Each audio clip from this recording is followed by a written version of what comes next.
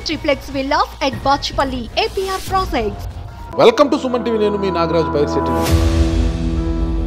అది 2019 మార్చి 15 ఉదయం మాజీ మంత్రి వైఎస్ జగన్ చిన్నాన్న వైఎస్ వివేకానంద రెడ్డి హఠాన్ మరణం చెందారు. కడప జిల్లా పులివెందులలోని ఆయన నివాసంలో తెల్లవారుజామున గుండెపోటుతో చనిపోయారు. గంటలు గడిచే కొద్దికి మరో స్క్రోలింగ్. వైఎస్ వివేకానంద రెడ్డిది ఖచ్చితంగా హత్య అని తేలింది. వైఎస్ వివేకానంద రెడ్డి గారి హత్య ఎందుకు చేశారు, ఎవరు చేశారు, ఎవరు చేయించారు, వివేకానంద రెడ్డి గారి హత్య వల్ల ఎవరు లాభపడ్డారు. అదే రోజు రాత్రి ఒక్కొక్కరుగా అరెస్ట్ అవుతూ వచ్చారు. అందులో 3 చనిపోవడం జరిగింది. వివేకానంద రెడ్డి గారికి ఒక నమ్మిన బంటులా ఉండే యాదాటి సునీల్ యాదవ్ ఈ హత్య కేసులో ఎలా ఇరుక్కున్నారా, ఇరికించబడ్డారా, లేక సునీల్ యాదవ్కి ఈ హత్య కేసులో సంబంధం ఉందా, ఎందుకు A2గా చేర్చబడ్డారు సిబిఐ ఎఫ్ఐఆర్. సునీల్ యాదవ్ ఒకటే చెప్తున్నాడు, తన ప్రాణాలకు ముప్పు ఉంది. 4 ఏళ్ల జైలు జీవితం అనుభవించిన సునీల్ యాదవ్ ఈరోజు మన హైదరాబాద్లోని సుమన్ స్టూడియోకి వస్తున్నారు. అసలు ఏం జరిగింది, అసలు సునీల్ కుమార్ ఇందులో ఎలా ఇరుక్కున్నాడు, ఎవరు ఇరికించారు అన్న పూర్తి వివరాలు ఆయన అడిగి తెలుసుకునే ప్రయత్నం చేస్తాం. హాయ్ సునీల్. నీ వయసు ఎంత సునీల్? 30 అన్న. 30 ఏళ్ళకే స్వామీజీలా గడ్డం అంతా పెంచేశావు.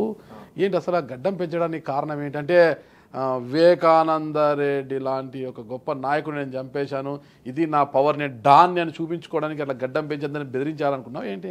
డాన్ అని మీకు చెప్పాను అన్న. నేను గడ్డం అది పెంచుకొని అంటే దేవుడికి మొక్కులు ఉండవా? ఓహో, దేవుడికి మొక్కులా? ఏ దేవుడికి? శివునికి అన్న, హరిద్వార్కి వెళ్ళాలని ఉన్నాను నేను. ఒక వ్యక్తిని పాశవికంగా చంపారు అని ఆరోపణలు ఎదుర్కొంటున్నారు మీరు. మంచి వ్యక్తిని, ఒక మంచి నాయకుడిని, మహానేత రాజశేఖర రెడ్డి గారి సొంత తమ్ముడిని అంత పాశవికంగా చంపిన వారికి దేవుడు భక్తి ఉంటాయంటారా? చంపిన వాళ్ళని అడగాలన్న మీరు. చంపినవారు మీరు? మేము చంపామని ఎవరు డిక్లేర్ చేశారన్న ఇప్పుడు? ఓకే, నేను డిక్లేర్ చేయలేదు.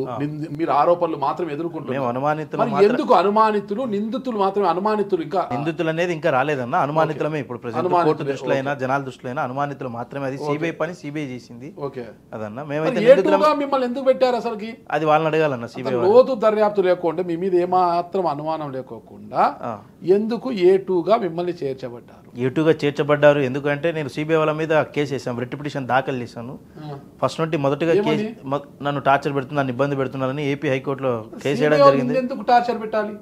సార్ చుట్టూ ఉంది మేమే కదా.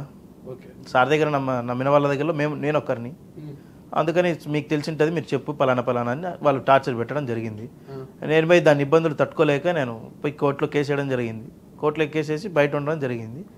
నన్ను అనుమానితులకు కింద అరెస్ట్ చేసి జైల్లో వేయడం జరిగింది. అప్పటి రామ్ సింగ్ గారి మీద?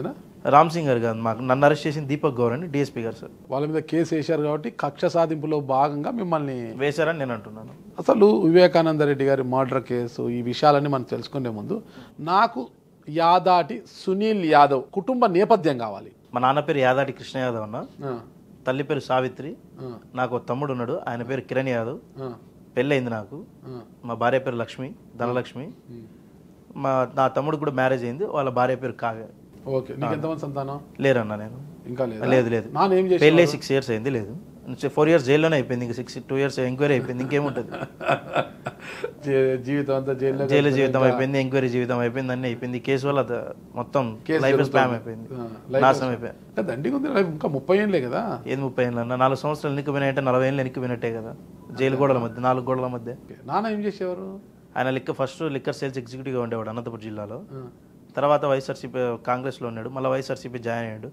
బీసీల జిల్లా ఉపాధ్యక్షునిగా చేసిండు పార్టీ మొదలు. తర్వాత 2016లో పులివెందులు చేరడం జరిగింది. మేము ఎందుకు మీరు మొట్టమొదటి అనంతపురంలో ఉండేవారు, నువ్వు చదువుకుందంతా కూడా అనంతపురంలోనే అని అంటుంటారు కదా? అవును. అనంతపురంలో మీ నేపథ్యం అంతా ఉన్నప్పుడు పులివెందులకు ఎందుకు షిఫ్ట్ అయ్యారు మీరు? గవర్నమెంట్ వస్తుంది, ప్రభుత్వం వస్తుంది, జగన్ సార్ నమ్ముకున్నామని చెప్పేసి ఆ ఉద్దేశంతో ఇక్కడికి వచ్చాము పులివెందులకి. ఇలాంటి ఉబిలు ఇరుక్కుంటామని అయితే తెలియదు. వాళ్ళ నమ్మిన దానికి దీంట్లో ఊళ్ళో ఇరుక్కుంటాము, మేమే ఇరుక్కుంటాం అనే విషయం నాకు తెలియదు. అసలు అనంతపురానికి మీకున్న సంబంధం ఏంటి? నేను పుట్టింది పెరిగింది అంతా అక్కడేనా. నేను పుట్టింది స్నేహలత హాస్పిటల్ అనంతపురం. నేను చదువుకుందంతా Lakshmi school, Narayana college, Vivekananda college, Balaji education sir degree college.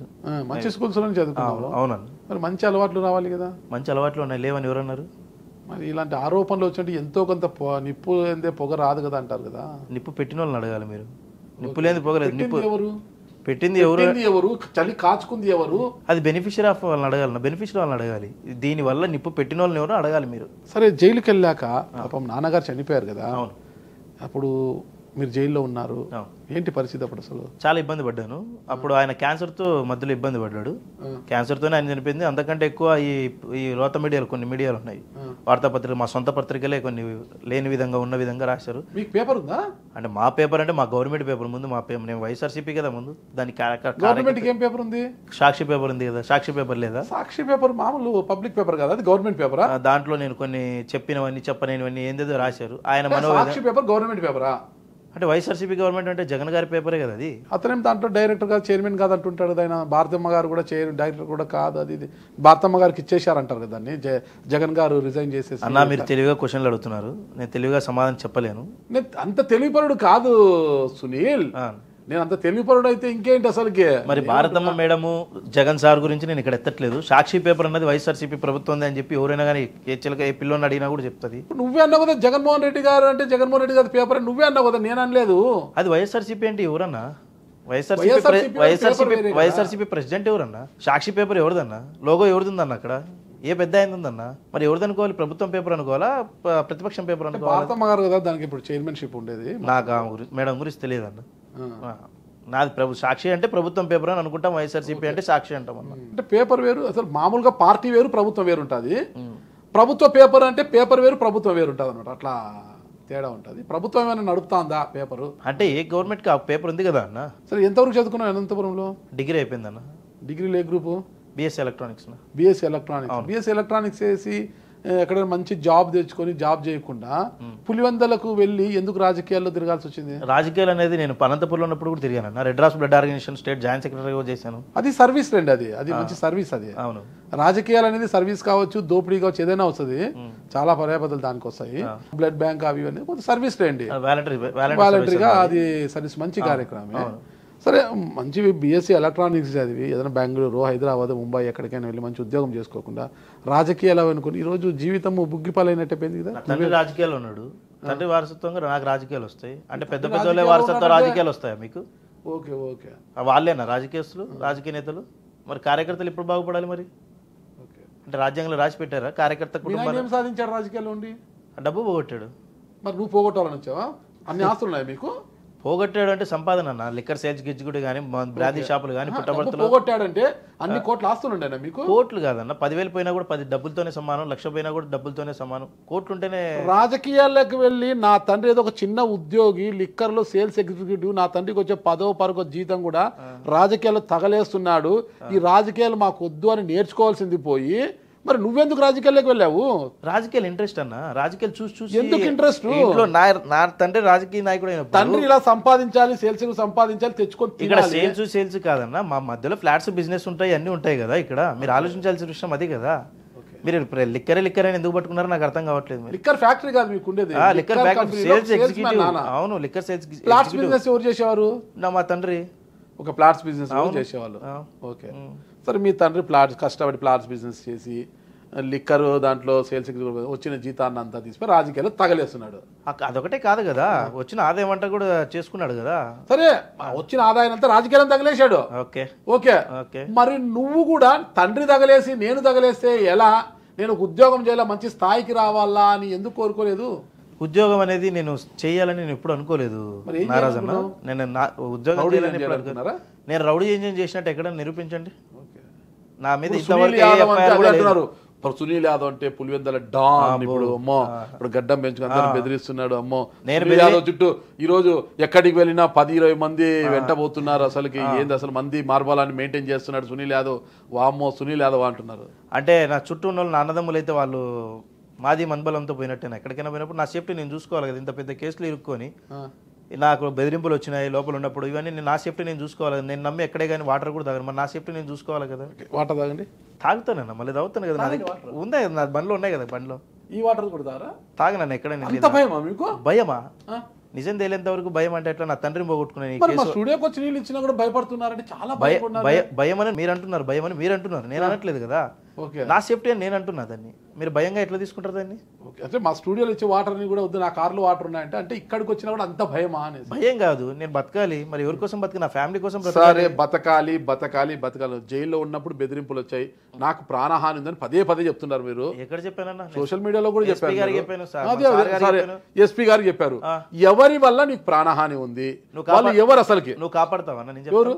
ఖచ్చితంగా మీడియా సపోర్ట్ చేస్తాం. మీడియా సపోర్ట్ కాదు, నా గ్యారెంటీ ఇస్తావా? మరి నేను గ్యారంటీ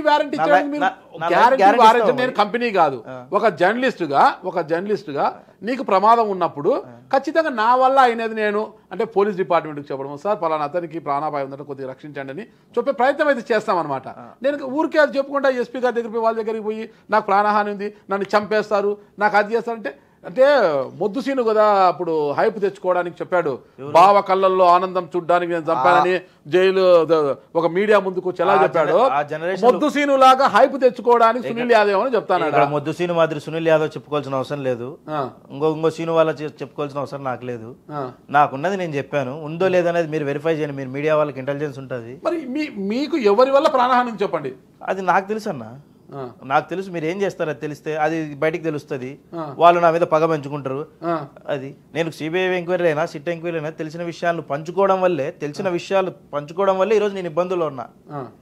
నేను అందరి మాదిరి నోరు మూసుకొని వాళ్ళకి సపోర్ట్ చేసింటే నేను ఇబ్బందులు ఉండేవాడిని కాదు కదా. ఓకే, అది ప్రాణహాని అయితే ఖచ్చితంగా ఉందని గ్యారంటీ నేను చెప్తున్నా. అయిన రోజు తెలుస్తుంది. 10 మంది ఏమో వచ్చారు కదా వెహికల్స్ అంతా మీ అంట అన్న.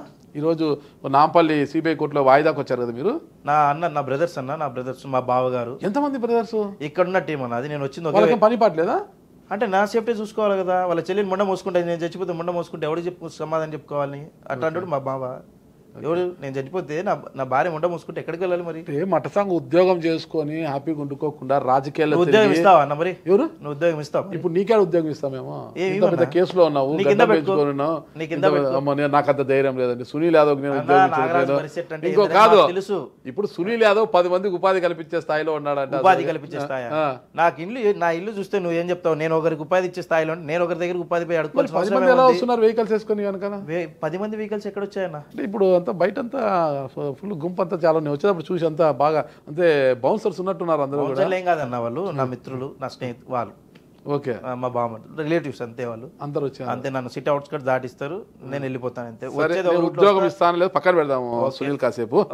బిఎస్సీ ఎలక్ట్రానిక్స్ చేసి మంచి ఉద్యోగం తెచ్చుకొని హ్యాపీగా లావిష్గా ఉండకుండా అనవసరంగా రాజకీయాలకు వచ్చి ఈ రొచ్చులో ఇరుక్కొని సరే ఆరోపణలు ఎదుర్కొంటున్నావు. రాజకీయాలు అంటే ఇంకా ప్రత్యక్ష రాజకీయాలు ఇంకా లేదు. ఉండు కంప్లీట్ గానండి. ఈ రొచ్చులో ఇరుక్కొని నువ్వు ఇబ్బంది పడేది కాకోకుండా నీ కోసరము, నీ ప్రాణరక్షణ కోసము ఇంతమంది నీ వెనకాల తిరుక్కుంటా, కొడుకు జైలుకు పోతే ఆల్రెడీ జబ్బు పడ్డ నాన్న ఆ మనోవేదంతో మరింత ఎక్కువ బాధ పొంది ఎప్పుడో ఇంకొక 2-3 ఏళ్ళు బతకాల్సిన ఆయన 2023 సెప్టెంబర్ 9 అనుకుంటా నాన్న చనిపోయింది, సెప్టెంబర్ 7 అనుకుంటా నాన్న చనిపోయింది. ఆయన చనిపోవడము అనిపించలేదు. అది ఇది ఎంత అవసరమా నాకు, నా వయసు ఎంత, నేనెంత, మా నాన్న కష్టపడి చదివించాడు, మా నాన్న ప్లాట్లు అమ్మి సేల్స్ ఎగ్జిక్యూటివ్గా పనిచేసి తెచ్చిన ఆదాయం ఇంత నన్ను కష్టపడి చదివిస్తే నేను ఉద్యోగం తల్లిదండ్రులను సాకాల్సింది పోయి ఇదంతా నాకు ఎందుకు రాని అనిపించడం లేదు ఇప్పుడు మీకు. మరి మీరు అంటున్నారు కరెక్టే, మరి నా తండ్రి చావు కారణం ఏది? రోగమా? మనోవేదన అంటే మీరే అంటున్నారు కదా మనోవేదన అని. నువ్వు జైలుకి వెళ్ళావు కదా, జైలుకి ఎందుకు వెళ్ళావు? ఎవరు పంపించారు? పంపించాల్సిన ఆవశ్యకత ఎందుకు వచ్చింది? ఎవరు? నువ్వు ఎందుకు ఆ పరిస్థితి తెచ్చుకున్నావు? నేను పోయి లీగల్ ఫైట్ చేయడం తప్పు అంటారా మీరు?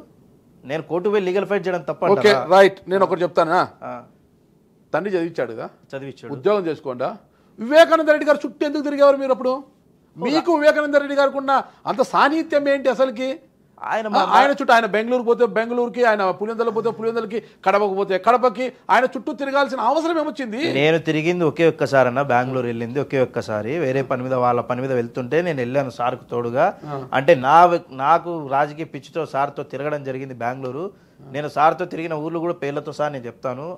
అనంతపురం, పట్రపల్లి, బత్తలపల్లి దగ్గర మా అమ్మమ్మల్లూరు పట్రపల్లికి వెళ్ళడం జరిగింది. రెండోది కదిరికి వెళ్ళడం జరిగింది. మూడోది మన అనంతపురికి రైతు దీక్ష, జగన్ సార్ రైతు దీక్ష చేసినప్పుడు అక్కడికి వెళ్ళడం జరిగింది. రెండోది సివిఆర్ లాడ్జ్కి జరిగింది, అది నెక్స్ట్ అంతే.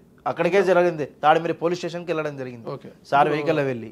రికార్డ్ అయింది నువ్వు చెప్పినదంతా కూడా.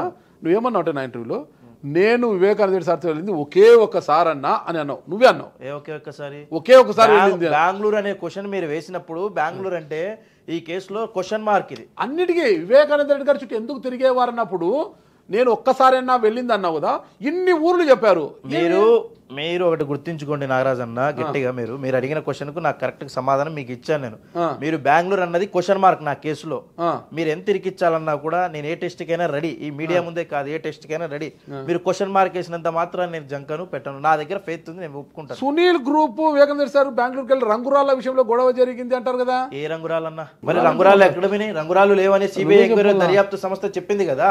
ఓకే, దర్యాప్తు సంస్థ కోర్టులో చెప్పింది కదా. మళ్ళీ రంగురాళ్ళని మీరెట్లా తెస్తున్నారు బయటకి? అది బయట ప్రచారం అదే జరుగుతుంది. బయట మోరుగుతుంటారన్న అవన్నీ పట్టించుకొని మీరు నన్ను ఏ విధంగా అడుగుతారు? మీరు నన్ను అంటే మామూలుగా అడుగుతున్నాను, ఏ విధంగా అడుగుతుంటే మామూలుగా అడుగుతున్నాను. మీరు మామూలుగానే అడుగుతారా? మీరు తెలివిగా అడుగుతారు అంతే. నాకు తెలియదా మీ గురించి? నేను అంత తెలివిపరుని కాదు సునీల్. మీరు తెలివిపరులో కాదనేది మొత్తం 2 తెలుగు రాష్ట్రాల్లో చెప్తాయన్నా. ఓకే సరే బా. అనంతపురంలో చదువుకొని పులివెందలకు కేవలం రాజకీయాల కోసం వెళ్ళారు. అవును, రాజకీయాల కోసం కాదన్నా. నాకున్న 5 ఎకరాల భూమిలో ఇరోనియం పోతుంది, దాంట్లో సెంట్రల్ గవర్నమెంట్ ఉద్యోగాలు వస్తాయి మాకు. ఆ ఉద్యోగాలు అనుకొని పోయినాము, ఆడికెళ్తే ఈ పొలిటికల్ ఫీల్డ్ తగిలింది, అదే జరిగింది అంతే. రాజకీయ పిచ్చి పట్టింది అంతే. అనంతపురంలో కాపురం ఉంటే ముందు నుంచి అనంతపురంలో పుట్టి పెరిగిన మీకు పులివెందల్లో ల్యాండ్ ఎట్లా వచ్చింది? ఎవరి తరపున వచ్చింది? నా తండ్రిది పులివెందల పక్కన మోటునుతలపల్లి గ్రామం, నా సొంతూరు. మా జేజమ్మ రాయిచ్చింది మా నాన్నకు, నా తల్లికి, మా అమ్మకు 5 ఎకరాలు రాయిచ్చింది చనిపోయే ముందర.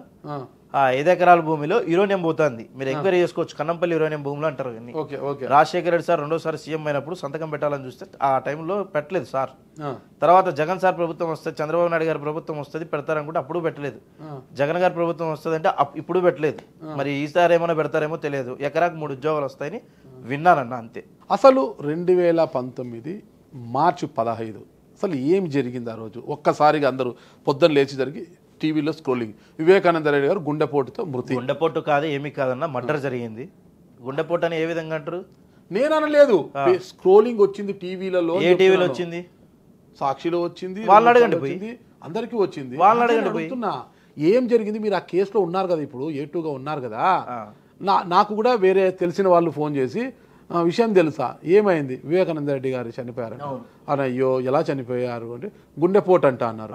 టీవీలో వస్తాను చూడంటే సాక్షిని ఏదో పెడితే వస్తాను, స్క్రోలింగ్ వస్తుంది. ఒక టీవీ ఏదో ఒక టీవీలో స్క్రోలింగ్ వస్తానింది, చూసినాను అయ్యో అనుకొని. ఇంకా అందరూ అవును పాపం అనుకున్నాను. కానీ అది అలా గంటలు గడిచే కొద్దీ కాదు, మర్డర్ అంట, అతి పాశవికంగా చంపారంట. చంపారన్న. అసలు ఏం జరిగింది ఆ రోజు చెప్పండి. సార్ది మర్డరే అన్న, మీరే అంటున్నారు కదా మర్డర్ అని. నేను కూడా చెప్తున్నా మర్డర్ అని ఏం చెప్పలేదండి. తర్వాత ఇలా వచ్చింది అంటున్నా. ఫస్ట్ టైం స్క్రోలింగ్ స్క్రోల్ వచ్చినట్టు ఏ ఛానల్ అన్నా అంటున్నా నేను. ఏదో నాకు అయితే గుర్తులేదు సరిగ్గా. అది కనుక్కోండి. లేదు కనుక్కోండి ఏముంది. స్క్రోలింగ్ అయితే టీవీ ఛానల్ వచ్చింది సునీల్. ఫస్ట్ స్క్రోల్ అయిన ఛానల్ మీరు అడగండి అన్న, ఏ ఛానల్లో స్క్రోల్ అయింది అనేది మీరు కనుక్కోండి. నువ్వు ఎలా చెప్తున్నావు? మర్డర్ అంటే అంత మీరే అంటున్నారు పాసచ్గానే, ఏదో తెలుగులో అచ్చమైన తెలుగు భాషలో పాశవికంగా హత్య చేశారని వినిపించింది అన్నాను అంతే. ఆ బాడీ సార్ బాడీ చూస్తే ఎవరికైనా తెలియదా అన్న? మరి ఓకే, ఆ సమయంలో మీరు ఎక్కడ ఉన్నారు? నేను నా ఇంట్లో ఉన్నానన్న. సునీల్ యాదవ్ ఏదో తెల్లవారుజామున అట్లా వెళ్ళాడు.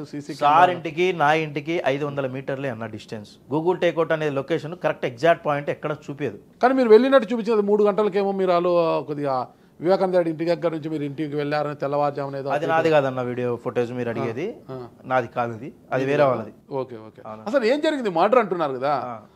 వివేకానంద రెడ్డి గారిని చంపాల్సిన అవసరం ఎవరికి వచ్చింది? చంపిన వాళ్ళు ఎవరే ఉండొచ్చు? అయితే మిమ్మల్ని ఎందుకు ఇరికించాల్సి వచ్చింది? సార్ చనిపోతే ఎవడైతే ఉపయోగపడ్డాడో మీరు బెనిఫిషియరీ ఆఫ్ మర్డర్ మీరు అడగాలి. పడ్డాడో నాకేం తెలుసు. ఓకే అంటే వాళ్ళకి ఈ విషయాలు కోర్టు విచారణ ఉంది కాబట్టి నేనేం చెప్పట్లేదన్నా. అలా చెప్పే ఈ రోజు నేను ఏమీ లేని అనాథ లెక్క ఎన్ని రోజులు సేవ చేసి, నా తండ్రి పార్టీకి సేవ చేసి, ఇంకోరు సేవలు చేసి, నా కుటుంబం అంతా సేవ చేసి, ఈరోజు పులివెందుల మండలంలో ఒక అనాథ లెక్క ఒక అద్దెంట్లో నేనున్నా. మీరు అది కూడా లేకుండా చేసేటట్టు ఉన్నారు మీరు ఈ క్వశ్చన్లు వస్తున్నాను. ఎందుకంటే కోర్టు విచారణలో ఉందన్న, నేను ఏమని మాట్లాడాలి ఇవన్నీ? ఎందుకంటే నన్ను ఇప్పుడు ఏమీ లేనప్పుడు నేను అరెస్ట్ అయ్యాను, నా కుటుంబం రోడ్డుకి వచ్చి మా ప్రెస్ వాళ్ళతో నోరు ఇప్పడం కరెక్టా కాదా? తన బాధను వెలబోసుకున్నారు, కరెక్టా కాదు? అది వెలబోసుకోవడం తప్ప అంటారు మీరు? మీ దృష్టిలో తప్పేం కాదు, బాధను చెప్పుకోవాలి. మరి ఎవరు కుటుంబాలు రాలే, మరి వాళ్ళ కుటుంబాల గురించి వాళ్ళు రాలేదు కాబట్టి వాళ్ళు మంచోళ్ళు. నా తమ్ముడు అయితేనేమి, నా తల్లి అయితేనేమి, నా భార్య అయితేనేమి, మొత్తం నా కుటుంబం అంతా రోడ్డు మీదకి వచ్చి వెళ్ళబోసుకుంది. మ్యాటర్ అంతా చెప్పింది. తెలిసిన విషయాలు చెప్పడం తప్ప వాళ్ళ విషయాలు ఇలా చెప్తున్నారు. వాళ్ళు మనకు శత్రువు లెక్క చూసి ఈరోజు అనాథ లెక్క చేసి ఉంటున్నారు. ఎక్కడ పులివెందుల మండలంలో నేను ఎక్కడికి వెళ్ళానన్న. ఇప్పుడు వైసీపీ వాళ్ళు అప్పుడు వివేకానంద రెడ్డి ఒక కామెంట్ చేశారు. వైసీపీ ఏమన్నా సునీల్ యాదవ్ కుటుంబాన్ని వివేకానంద రెడ్డి గారు చాలా వేధించారు, అందుకే ఆ హత్య జరిగింది, వాళ్ళే చంపారని ఆ రోజు వైసీపీ వాళ్ళు కామెంట్ చేశారు. నా వైసీపీ వాళ్ళు చేశారా, ఏ పార్టీ వాళ్ళు చేశారా పక్కన పెడితే, వివేకానంద రెడ్డి సార్ అనేటువంటి అతను మంచివాడు, దేవుడు మా దృష్టిలో, నా దృష్టిలో ఇప్పటికీ. ఆ కేసులో నేను ఇంత నరకం అనుభవించకపోయినా సార్ దేవుడే నాకు. సార్ వాళ్ళ కుటుంబంని వేధించాల్సిన అవసరం సార్కు లేదు. సార్ వాళ్ళ క్యాడర్ ఏంది, మా క్యాడర్ ఏంది, సార్ వాళ్ళ క్యాడర్ ఏంటి మీరే చెప్పండి. ఒక మాజీ ముఖ్యమంత్రి తమ్ముడు, ఒక మాజీ ముఖ్యమంత్రి బాబాయ్, ఒక మాజీ మంత్రి, అటువంటి ప్లేస్లో ఉన్న అతను మమ్మల్ని వేధించాల్సిన అవసరం ఏముంది సార్కు? నేను అడుగుతున్నా మిమ్మల్ని. వేధిస్తాడు అనే మాట వైసీపీ వాళ్ళు ఎందుకు అలాంటి కామెంట్స్ చేశారు? కొన్ని కారు కుక్కలు, పిచ్చి కుక్కలు సోషల్ మీడియాలో చేసిన దాని గురించి మీరు అడుగుతున్నారు. వాళ్ళని అడగాలి మరి. అందుకే అన్న నరకం అనిపిస్తున్నారు ఇప్పుడు కొంతమంది వ్యక్తులు. ఎవడైతే ఇట్లా ఆరోపణలు చేశారో అన్యాయంగా, ఇప్పుడు అనుభవిస్తున్నారు. అన్యాయంగా ఆరోపణలు చేసినటువంటి వ్యక్తులనే నేను మాట్లాడుతున్నా ఇక్కడ. సునీల్ యాదవ్ కూడా దస్తగిరి బాటలో పయనించబోతున్నాడు, అంటే అప్రూవర్ గా మారబోతున్నాడు అన్న ప్రచారం బయట జరుగుతుంది. దస్తగిరి అనే వ్యక్తి అప్రూవర్ అన్న. దస్తగిరి గురించి నేను మాట్లాడను, ఎందుకంటే ఆయన కోర్టు పరిధిలో ఉన్నాడు. నాకు కొన్ని కోర్టు షరతులు పెట్టింది, దాన్ని ఉల్లంఘించాల్సిన అవసరం నాకు లేదు. ఎందుకంటే ఈసారి వెళ్తే నాకు దిక్కు లేదు, తెచ్చే దిక్కు లేదు. నా కుటుంబం చాలా ఇబ్బందులు పడి నన్ను బయటికి తేవడం జరిగింది. బాగా చదువుకున్నావు, డిగ్రీ చదువుకున్నావు, చిన్న కుటుంబము, చింత లేని కుటుంబంగా సాగిపోతుంది. చింత లేని కుటుంబం కాదు, ఎప్పుడు చింత ఉన్న కుటుంబమే. ఇప్పుడు మరి అంత చింత ఉండే కుటుంబము, అంత ఇబ్బందిగా ఉండే కుటుంబంలో తండ్రి చనిపోయి ఉన్న పెద్ద కుమారుడు జైలుకి పోతే ఆ కుటుంబము జీవనం ఎలా గడిచిందంటారు? నా తమ్ముడు ఏపీ ఎండిసిలో పులివెందుల రీచ్లో ఇసుక రీచ్లో జాబ్ చేయడం జరిగిందన్న. ఆ జాబ్ కూడా తీసేయడం జరిగింది కొంతమంది వ్యక్తులు. చాలా ఇబ్బందులు పడ్డారు. ఆ జాబ్ కూడా తీసేస్తే మరి ఇల్లు ఎలా జరిగింది? నా మరదలు ఉన్నారు కదా, నా తమ్ముడు భార్య, మీకు పేపర్స్ కూడా ఇస్తా, లోన్ పెట్టిన పేపర్స్ కూడా ఇస్తాను. గోల్డ్ మొత్తం 30, 20, 25 నుండి 30 వరకు వచ్చింది. ఆ అమ్మాయికి లవ్ మ్యారేజ్ చేశారు నా బ్రదర్కి, తమిళనాడు అమ్మాయిది. ఆ అమ్మాయి గోల్డ్ పెట్టడం, వాళ్ళు అక్కడ నుండి వాళ్ళ ఫ్యామిలీ నుండి ఆర్థిక సాయం అందించడం, ఇలా జరిగాయి నా ఫ్యామిలీకి. మీరేమో పులివెందుల, అనంతపూర్లో చదువుకొని పులివెందుల పోయినారు. పులివెందుల పిల్లోడికి తమిళనాడు అమ్మాయికి ఎలా లింక్ కుదిరింది? మా తండ్రికి క్యాన్సర్ బాగాలేదన్న, ఆరోగ్యం బాగాలేదు, క్యాన్సర్తో రోగంతో ఇబ్బంది పడ్డాడు. తిరుపతి హాస్పిటల్, శ్రీకర్ హాస్పిటల్ అని ఒక హాస్పిటల్ ఉంది, అక్కడ మా మరదలు వాళ్ళ పెదనాన్నకు కూడా బాగాలేదు. అక్కడ వీళ్ళ ఇద్దరికి అటాచ్మెంట్ అయింది. ఓకే, అవును, ఓకే, అక్కడ మొదలైంది అన్న వీళ్ళది. సాంబార్ ఇడ్లీలాగా హ్యాపీగా ఏడా హ్యాపీ అన్న. నేను ఇప్పుడు ఎక్కడ హ్యాపీ ఉంది, పెళ్ళైనప్పుడు అంటే అన్ని ఇబ్బందులే కదా వాడికి, మా వాడికి, మా మరదలకి, అందరికి ఇబ్బంది. ఇప్పుడు కుదట పడుతుంది. నాకు కొడుకు పుట్టాడు నా తమ్ముడికి. మా డాడీ చనిపోయిన నెలకే పుట్టాడు. మా డాడీని వాడిలో చూసుకుంటాం. ఓకే, మీ తండ్రిని తమ్ముడి కొడుకులో చూసుకుంటున్నాం. అసలు పెళ్ళయింది నీకు, జైలుకి వెళ్ళిపోయి మంచి చదువు చదువుకొని బాగున్నావు, జైలుకి వెళ్ళిపోయి ఎలా ఉండింది అసలు జైల్లో? అసలుకి నీకు 4 ఏళ్ళు అన్న జైలుకు పంపించింది ఒక ఎత్తు అయితే, జైలుకు వాళ్ళ పని వాళ్ళు చేశారు. దర్యాప్తు సంస్థని ఇక్కడ నేను ఎక్కడ తప్పులు పట్టట్లేదు, వాళ్ళ పని వాళ్ళు చేశారు. నన్ను లోపల కూడా ఇబ్బంది పెట్టిన వ్యక్తులు ఉన్నారు. చాలా నరకం అనిపించా, డబ్బు లేక ఇబ్బంది పడ్డా, కనీసం పీపీసీకి లేని దానికి కూడా ఇబ్బంది పడ్డా. కడప జైలు అయితేనేమి, చెంచలగూడ జైలు అయితేనేమి చాలా ఇబ్బందులు పడ్డా. కొంతమంది వ్యక్తులు నాకు పరిచయస్తులు అమౌంట్లు పంపేయడం, నా మంచి కోరే వ్యక్తులు, బాబాయ్ అలాంటి వాళ్ళు. ఒక ప్రశ్న అడుగుతా, చెప్పండి. వివేకానంద రెడ్డి గారు సునీల్ యాదవ్ గారి తల్లిపై బెంగళూరులో కొన్ని ఆస్తులను పెట్టారు. ఆస్తులు పెట్టారా? నా తల్లి పేరు షేర్స్ పెట్టారు అన్న ఆరోపణలు. నా తల్లి గారి పేరుతో పెట్టాల్సిన అవసరం వివేకానంద రెడ్డి గారికి ఏం అవసరం వచ్చింది? సునీల్ అంత నమ్మిన బంటు వివేకానంద రెడ్డి గారికి. సునీల్ యాదవ్ పేరుతో వివేకానంద రెడ్డి గారి ఆస్తులు ఉన్నా, లేదా వేరే వాళ్ళ పేర్లతో నా కుటుంబ సభ్యుల్లో ఈ వైఎస్ కుటుంబీకుల వాళ్ళ ఆస్తులు మా పేర్లతో ఉన్నా మీకు రాయిస్తామన్నా. మీకే రాయిస్తా, తీసేయాలా? ఏమే ఈ పాయింట్ పెట్టుకో అన్న, తప్పేముంది? పర్వాలేదు కదా, పర్వాలేదు. మా పేర్లతో లేవు, ఓకే, ఉంటే మీకే రాయిస్తాము. నాకొద్దండి, మీరు అంత పెద్ద గిఫ్ట్ నాకు అవసరం. సార్ పేరు, సార్ ఆస్తులు ఉన్న వాళ్ళని అడగాలి మీరు ఈ క్వశ్చన్. ఎవడైతే అడిగాడో సునీల్ యాదవ్ కు వివేకానంద రెడ్డి సార్ ద్వారా ₹1 లాభం కూడా లేదు. అయితే సార్ పేరు చెప్పుకొని నాకైతే మంచి జరిగింది, ఉన్న వాస్తవం. సార్ ఫేమ్ నా మీద ఉంది, అంతో ఇంతో, ఇప్పుడు కాదు అప్పుడు. సార్ ఫేమా అంటే వివేకానంద రెడ్డి దగ్గర పనిచేసినటువంటి సునీల్ యాదవ్ని పెళ్లి చేసుకుంది ధనలక్ష్మి, నా భార్య పేరు. సార్ దగ్గర ఉన్నాను కాబట్టే నాకు ఆ పిల్లని ఇచ్చారు. ఎవరు? సార్ చనిపోయినాక నా పెళ్ళైంది. లవ్ మ్యారేజ్ ఇది? లేదు, అరేంజ్ మ్యారేజ్. Arranged marriage. వాళ్ళ నాన్న ఏం చేసేవారు వివేకానంద రెడ్డి గారి దగ్గర? వాళ్ళ నాన్న ఏం చేయడు, ఏం చేయరు, ఎవరు ఏం చేయరు. ఓకే. సార్ చనిపోయింది మార్చిలో, నా పెళ్ళైంది June 21 అన్న. ఓకే. అంటే అప్పటికే ఆ కేసులో మీరు ఉన్నారని తెలిసిందే? కేసులో లేను కదా, వాళ్ళు ఎంక్వైరీ చేసుకున్నారు. అప్పటి డిఎస్పీ గారి దగ్గర ఎంక్వైరీ చేసుకున్నారు. మా భార్య అటువంటి వాళ్ళు అప్పుడు టీడీపీ ప్రభుత్వంలో కీలక. ఇప్పుడు ఏటుగా ఉన్నారు కదా మీరు? అవును. పెళ్ళి అప్పటికి ఇంకా లేదు, 2019 లేదు, 20 లేదు, 21 వచ్చింది నా పైన ఏటు. ఓకే. ఓకే. నేను క్లీన్ చిట్తో వచ్చిన, సిట్ టీంలో క్లీన్ చిట్తో వచ్చిన, థర్డ్ సిట్లో క్లీన్ చిట్తో వచ్చిన. అప్పట్లో 2 ఎస్పీ గారు మా క్లీన్ చిట్ ఇవ్వడం జరిగింది, నాకు కొంతమంది వ్యక్తులకు. అప్పుడు లేని కేసు ఇప్పుడు వచ్చింది నా పైన. మరి ఏం చేయమంటారు మీరు? అంటే వచ్చిన తర్వాత పిల్లనిచ్చిన తల్లిదండ్రులు కావచ్చు, మీ అత్త మామ కావచ్చు, మీ భార్య బాధపడలేదా? నేను పెళ్లి చేసుకునేటప్పటికి నా మీద కేసు అనే అభియోగం కూడా లేదు. జస్ట్ అనుమానితుల్ని 25 రోజులు నన్ను ఇబ్బందులు పెట్టి, టార్చర్ పెట్టి కొట్టడం కూడా జరిగింది. నేను అదే మాత్రమే ఉంది, అంతే, వేరేది ఏమీ లేవు. కొట్టడం కూడా చేశారు మిమ్మల్ని? ఫొటోస్ కూడా ఇస్తాను, ఇబ్బంది ఏముంది? ఆ రోజు బయటకు వచ్చినందుకే కదా ఇప్పుడు ఈ ఇబ్బందులు పడ్డది మేము. అంటే 3rd డిగ్రీ ప్రయోగించారు? అన్ని ప్రయోగించారన్న, ఇది అదే అని లేకుండా నేను అడ్మిట్ అవ్వడం కూడా జరిగింది. ఆ బిల్లు కూడా ఇమ్మంటే ఇస్తా, మీకు మీ ఛానల్కి ఇమ్మంటే ఇస్తా. బిల్లులని కోర్టుకు సబ్మిట్ చేయండి. కోర్టుకు ఆల్రెడీ సబ్మిట్ చేస్తాను. కేసు విచారణ జరిగే టైంలో ఎవరు ఏందనేది మేము నిరూపించుకోవాలి కదా. ఓకే. అది కోర్టు పైన అపారమైన నమ్మకం ఉంది నాకు, మీరు చెప్పినట్టు. కోర్టులను ఎవరైనా గౌరవించాలా? కంపల్సరీగా. నేనైనా వ్యవస్థ అనేది మనం కోర్టులను ఖచ్చితంగా సమాజంలో ప్రతి ఒక్కరు కూడా కోర్టులను గౌరవించాలి. గౌరవించకపోతే ఎవరైనా శిక్షార్హులు అవుతారు మనకు. ఓకే. మరి ఇంత జరిగింది, జైలులో ఎలా మీరు అనుభవించిన అతి భయంకరమైన బాధ ఎలా ఉన్నింది అసలు? నేనున్నది 39 నెలలు నేనున్నది. ఎక్కడ జైల్లో, చెంచలగూడ జైలు ఎత్తేనేమి, కడప జైలు ఎత్తేనేమి, మొత్తం అన్ని జైలు కలిపి 39 నెలలు. ఏ జైలు? చెంచలగూడ, కడప, అంతే, ఆ రెండే. నా జీవితంలో మొట్టమొదటి కేసు ఇదే, అనవసరంగా ఇరుక్కపోయిన కేసు ఇదే, లాస్ట్ కేసు ఇదే అని నేను అనుకుంటాను. ఎలా ఉంది సార్ చెంచలగూడ జైల్లో జీవితం? కడప జైలు ఉన్నంతసేపు పీస్ఫుల్ గా జరిగిందన్న. ఓకే, ఈ రోజు వెళ్తాం, ఎందుకంటే నాకు కడపకు పులివెందులకు 70 కిలోమీటర్లు మాత్రమే, వెళ్తుంటాం వస్తుంటాం. అక్కడికి ఎక్కడికి మా ఫ్యామిలీ వాళ్ళు వచ్చి నన్ను విజిట్ చేయడం, అది ఇది ఇంటర్వ్యూలు ములాఖత్ తిరగడం జరుగుతుంది. ఈ చెంచలగూడ జైలుకు ట్రాన్స్ఫర్ అయిన తర్వాత అసలే నరకం ఏంది అనుభవించామన్న మేము. ఏమి అసలు అక్కడ ప్రశాంతంగా ఉండడం ఏంటి? ప్రశాంతంగా అంటే కుటుంబాన్ని చూస్తే ప్రశాంతంగా ఎవరికైనా కలుగుతుంది.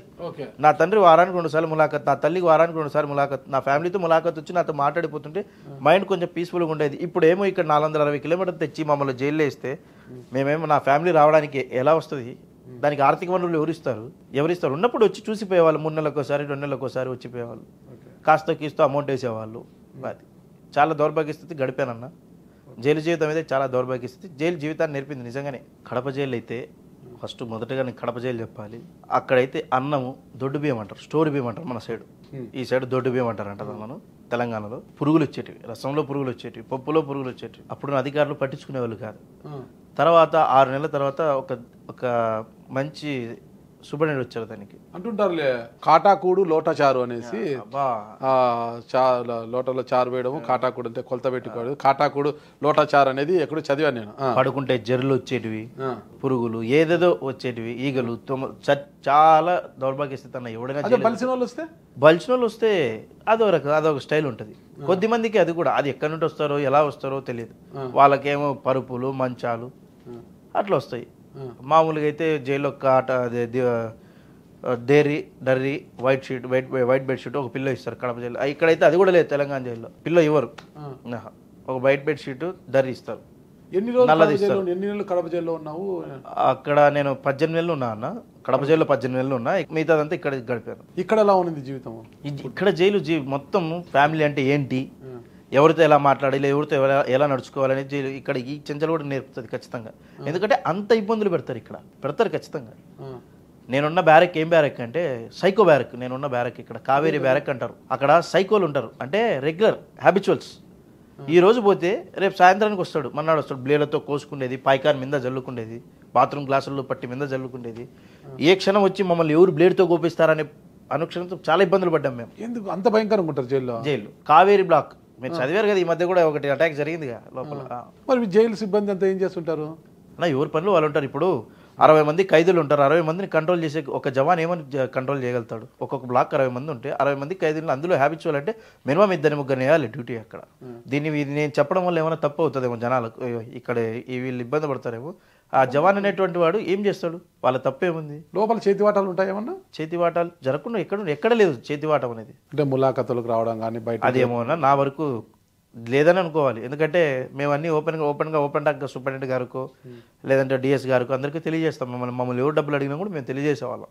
నేను కానీ నా కేసులో ఉన్న వాళ్ళు కానీ ఎవరైనా తెలియజేసేవాళ్ళం. మిమ్మల్ని ఎప్పుడు అడగలేదా?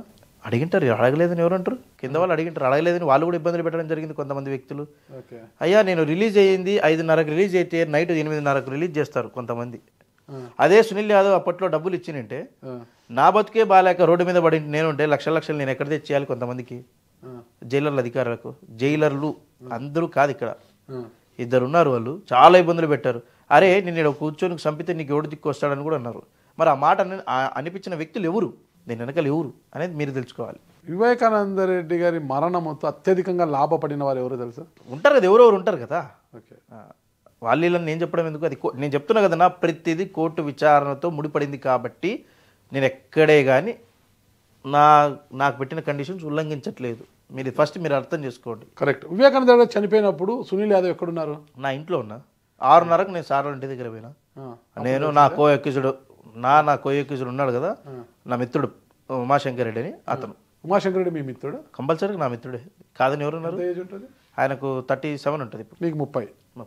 ఏజ్ గ్యాప్ ఉన్నా కూడా మంచి, అంటే ఆయన డైరీ ఉంది, మా మిల్క్ డైరీ ఉంది, అక్కడికి పోతా ఇట్లా పరిచయం, వాళ్ళ అన్న వాళ్ళు మంచి కుటుంబం, అట్లా మిత్రుడని నేను చెప్తాను. ఓకే. అన్యాయం ఇరుక్కుంది మేమే కదా. అంటే ఇప్పుడు పొద్దున 6:30కి మీరు పోయేసరికి ఆయన చనిపోయి ఉన్నాడు. సార్ ముందే చనిపోయారేమో, మాకు తెలిసినది 6 గంటలకు, నాకు తెలిసినది 6:20కి 6:30కు ఎగ్జాక్ట్ గా టైం అయితే గుర్తుకు లేదు. ఈ కేసులో ఉదయ్ అనే అతను కూడా ఉన్నాడు. అవును. ఉదయ్ వాళ్ళ అమ్మ అన్నారు కదా ఆ రోజు, నాకు 3 గంటలకే చెప్పాడు మా కుమారుడు ఇట్లా వివేకానంద. ఉదయ్ కుమార్ రెడ్డి అనేటువంటి వ్యక్తి నాకు ఎవరో తెలియదన్న, నాకు తెలియదు, వాళ్ళ అమ్మ తెలియదు, ఆయన తెలియదు, వాళ్ళ అమ్మగారు తెలియదు, ఆయన తెలియదు, నాకు తెల్లవారుజామునే చెప్పాడు. అదంతా నేను సిబిఐ ఎంక్వైరీలోనే విన్నా, సిట్లోనే విన్నా. అయితే నాకు తెలియదు ఆయన ఎవరు, ఎక్కడ ఏమి ఉద్యోగం చేస్తారని తెలియదు. లోపలికి వచ్చిన తర్వాత ఓ ఉదయ్ కుమార్ రెడ్డి అంటే ఇతనా అనేది ఒక్కటే తెలుసు నాకు. ఇప్పటికి కూడా నాకు ఆయనకు మాటలు లేవు, అది విషయం. మరి దస్తగిరి ఏంటి అసలు అతన్ని ప్రేరేపించారు దానికోసం, అది ఇది కదిరికి పోయి గొడ్డలు తెచ్చినాము, కదిరి కేంద్రంగానే జరిగింది, అది దండి చెప్తున్నాడు కదా. నన్ను గొడ్డలైనా మ్యాటర్ అయినా మీరు కేసు గురించి మాట్లాడితే కోర్టు పరిధిలో ఉంది కాబట్టి నేనేం చెప్పదలుచుకోలేదని మీకు ముందే చెప్పాను. అదన్న విషయం మీరు కొంచెం ఆలోచించి నాతో కొంచెం మాకు సడలించాలి. మీరు ఇవన్నీ ఈ ప్రశ్నలు సడలించాలి. వచ్చి తెలిసే టైం అయితే తొందరలో ఉంది, ఎక్కడికి వెళ్ళదు కదా. మీరు అంటే వివేకానంద రెడ్డి గారు మాట తర్వాత వివేకానంద రెడ్డి వాళ్ళ రాజశేఖర రెడ్డి గారి కుటుంబ సభ్యులు మనం పక్కన పెడతాం. వివేకానంద రెడ్డి గారి కుటుంబ సభ్యుల నుంచి మీకేమైనా భరోసా కావచ్చు, ఆర్థిక సాయం కావచ్చు, అంటే వ్యతిరేకత కానీ ఏమైనా వచ్చిందా? వ్యతిరేకతలు ఉంటాయి. వ్యతిరేకతలు అంటే కొంతమంది వ్యక్తులు అందరితో కాదు కదా. సునీల్ యాదవ్ తెలిసిన విషయాలు చెప్పాడు కాబట్టే వ్యతిరేకత ఉంది. ఎక్కడ? వైఎస్ కుటుంబీకుల్లో, వైఎస్ గారి కుటుంబీకుల్లో.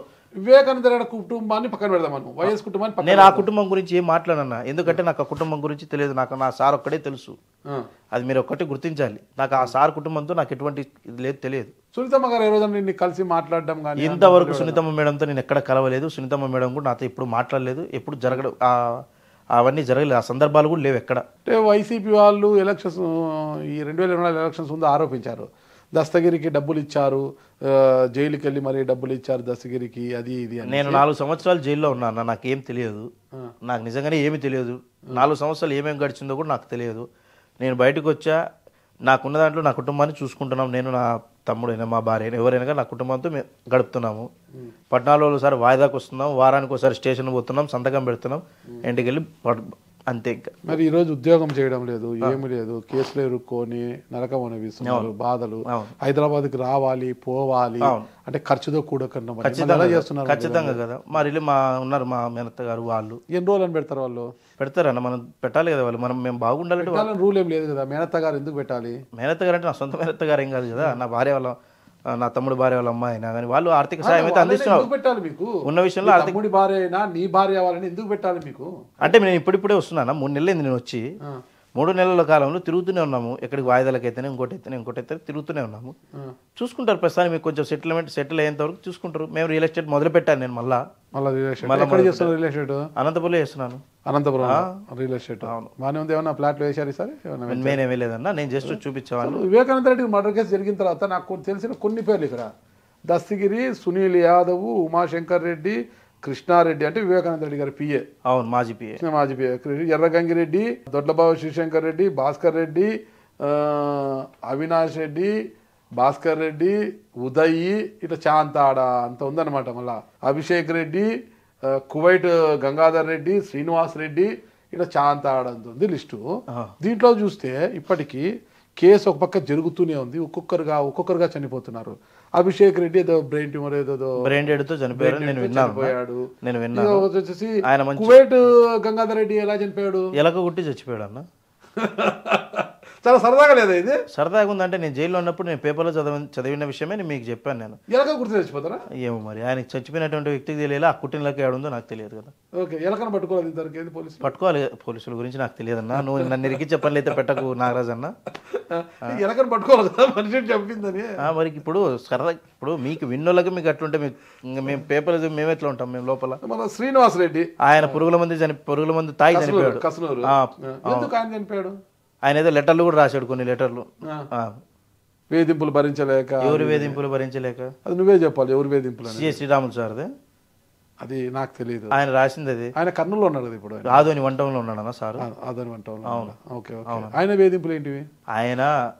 ఆయన ఆనెస్ట్ ఆఫీసర్ నేను అంటాను. మాకు కూడా ఆయన ఎంక్వైరీ చేశాడు, కొంతమందికి నచ్చలేదేమో.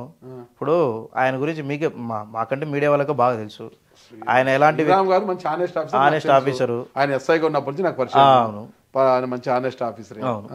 సార్ వేధింపులు చేశాడని చెప్పేసి, చనిపోయాడని చెప్పేసి లెటర్ల మీద రాశారు. ఒక్కొక్క హ్యాండ్ రైటింగ్ తో ఒకటి రాశాడు. నేను చెప్పాలో చెప్పకూడదో నాకు తెలియదు. ఇది నేను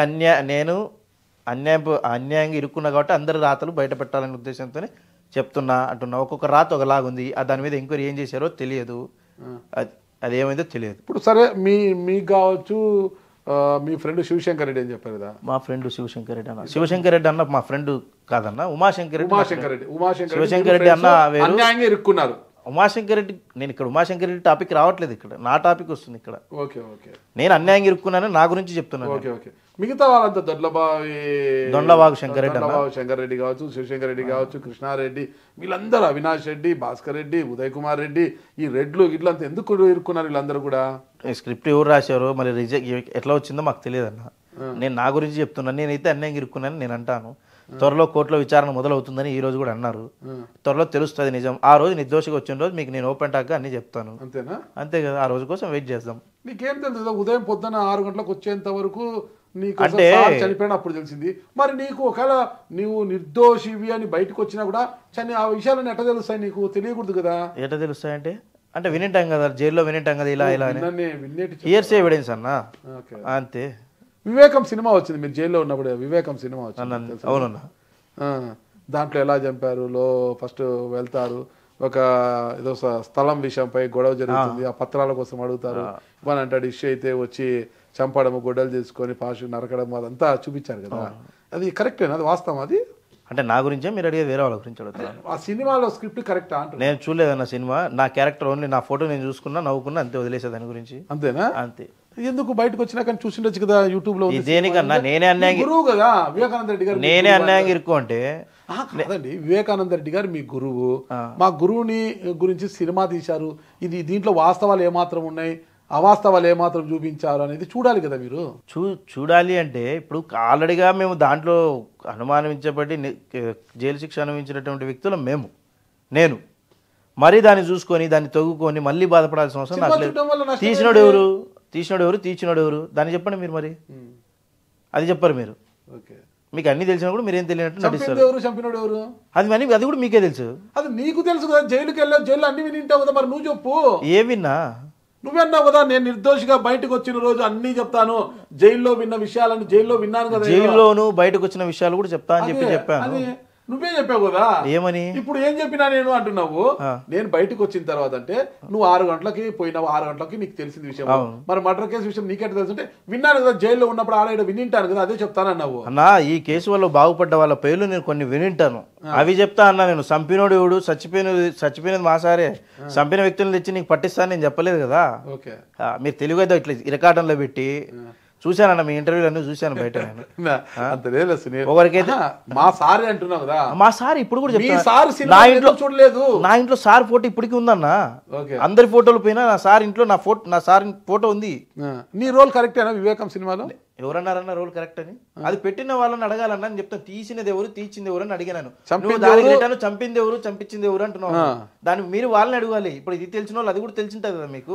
నాకు తెలియదు కదా, నువ్వంటే ఈ కేసులో ఉన్నావు కాబట్టి పూర్తి విషయాలు నీకు తెలిసింటది. అంటే కేసులో ఉన్నంత మాత్రం అన్ని విషయాలు తెలుస్తాయని మీరు ఎలా అనుకుంటారు? నా స్థాయి ఏంటి, నా కేసు ఏంటన్నా? వివేకానంద రెడ్డి గారి మర్డర్ తర్వాత నీ స్థాయి ఎక్కడికో వెళ్ళిపోయింది. ఆడికెళ్ళింది ఎల్లింటే పులివెందులు ఎందుకుంటా నేను ఎల్లింటే నీ మాదిరి హైదరాబాద్లో కూర్చొని ఏసీ రూమ్ లో గదిలో కూర్చొని ఉండేవాని కదా. మరి ఏసీ రూమ్ గదుల్లో ఉండేవాడిని అనుకున్నప్పుడు ఆ తెలివి ఏమైంది? పులివెందులకు వెళ్ళి రాజకీయాలు వెళ్ళి వివేకానంద రెడ్డి గారు చుట్టూ తిరిగేటప్పుడు ఆ తెలివి ఏమైంది సునీల్ యాదవ్ కి? ఏసీ గదిలో కూర్చోవచ్చు కదా, నువ్వు కూడా ఒక మంచి ఉద్యోగం తెచ్చుకొని ఒక ఎలక్ట్రానిక్స్ వేసావు. నా తాతగారేమి శ్రీకృష్ణదేవరాయల వంశస్థులు కాదన్న. నా తాతగారేమి కూర్చొని ఏసీలో తినడానికి వాళ్ళ మాదిరి ఇంకోరి మాదిరి. నాది సాధారణమైన కుటుంబం అంతే. ఓకే, నా తండ్రి నన్ను మమ్మల్ని బతికిచ్చాడు, మమ్మల్ని చదివించాడు. తండ్రి అయినా వాళ్ళని బతికిస్తాడు సునీల్. మా తండ్రి మమ్మల్ని బతికిచ్చాడు. మా తండ్రి ఒక క్లాస్ 4 ఎంప్లాయే, ఒక క్లాస్ 4 ఎంప్లాయ్, ఆఫీసర్ కాదు. కష్టపడి చదువుకొచ్చినాను, వెళ్ళాలనుకున్నాను. తెలివితేటలతో ఈ రోజు వచ్చి కూర్చొని నన్ను ఇంటర్వ్యూ చేస్తాను అంటే నీకు అంత తెలివి తక్కువ సునీల్ తక్కువ వాడు కాబట్టి నీతో మాట్లాడుతున్నాడు. తెలివైనడైతే నా చుట్టూ కంచెమాదిరి పెట్టి మాట్లాడంటే ఏం మాట్లాడాలి నేను మీతో?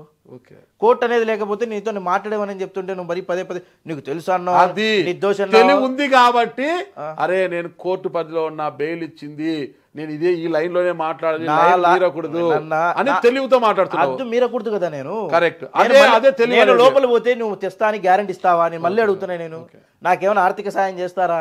ఎవరైనా ఎవరు నా వెనకలు ఉండేది? నా తల్లి ఉంది నా వెనకాల, తెలుసా మీకు?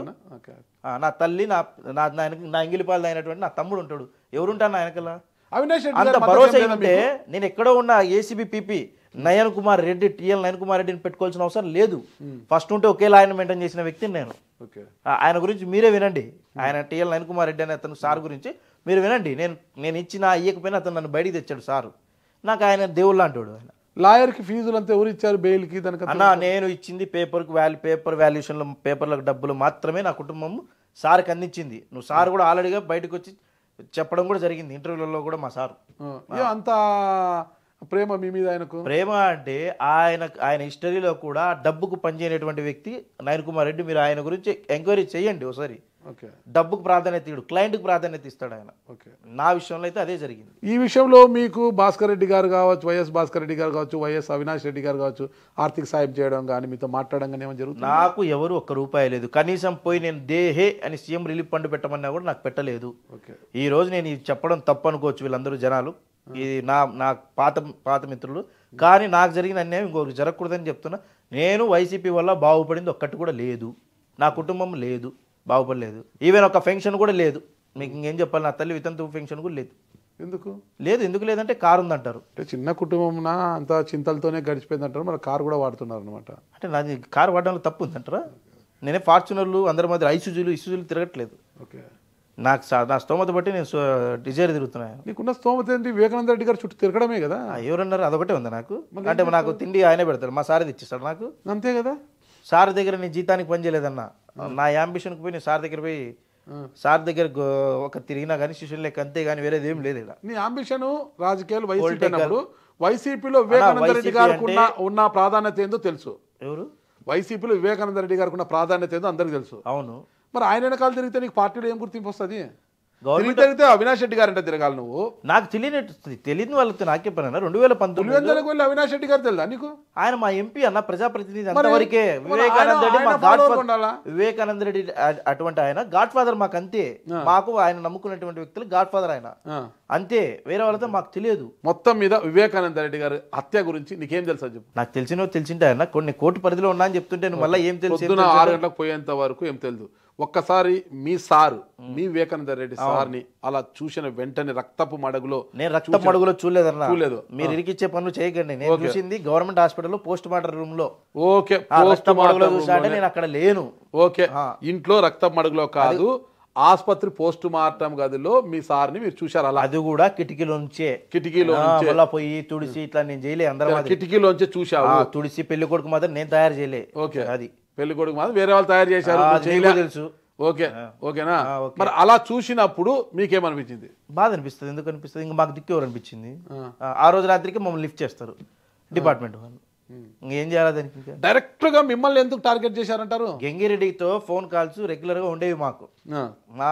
అంటే సార్కు ఎవరు డైరెక్ట్ గా సార్కు డైరెక్ట్ గా ఎవరు కాల్ చేసే స్థితిలో ఎవరు ఉండరు. ఆయన మాజీ మంత్రి, మా లిమిట్స్ లో మేము ఉండాలి. మాకు ఆయన కింద గంగిరెడ్డి అనే అటువంటి వ్యక్తి ఒక ఆయన ఉన్నాడు. ఆయనకు రెగ్యులర్ టచ్ లో ఉండే వాళ్ళం మేము. ఆయన సార్ ఏడున్నాడు ఎక్కడున్నాడు కాదు, మీరు పలానా టైంకి రండి సార్ దగ్గరికి అని చెప్పేటువంటి వ్యక్తే గంగిరెడ్డి, అంతే.